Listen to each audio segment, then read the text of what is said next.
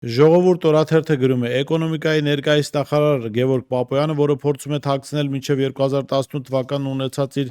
ՀԿ-ական անցյալը, ՔՊ-ի օրոք դարձավ ոչ միայն նախարար, այլ նաև մի շարք կառույցների խորհրդի անդամ կամ նախագահ։ Նա ՔՊ խմբակցության կազմում հայտնվեց եւ դարձավ առաջամարտիկ փոխնախագահ եւ այս ընթացքում կուտակեց կապիտալ։ Օրաթերթը պաշտոնական աղբյուրներից տեղեկացավ, որ Գևորգ Պապոյանը 2018 թվականին գնել է 1 բնակարան բազմաբնակարան շենքում, հետո եւս մեկը գնել է 2022 թվականին, 2 բնակարաններն էլ Երևանում են։ Որպես տրանսպորտային միջոց նախարարը Պապոյանը հայտարարագրել է 1992 թվականի արտադրության ՎԱԶ մագնիշի ավտոմեքենա, բայց նա ծառայողական մեքենայով է երթևեկում։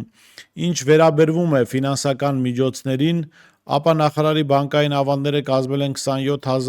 $20475, իսկ բանկային հաշիվների մնացորդները գրեթե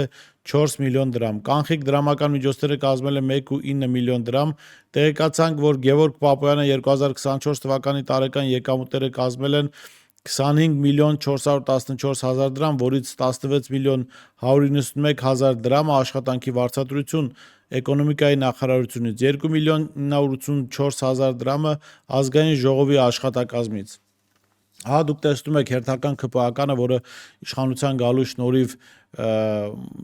ֆինանսատնտեսական առաջընթաց է ապրել իր անձնական կյանքում, ընդամենը 92 թվականի ՎԱԶ մագնիշի ունեցող մարդը, որը մինչև իշխանության գալ միայն այդ սեփականությունը ուներ, իշխանության գալուց հետո արդեն երկրորդ բնակարանն է գնում։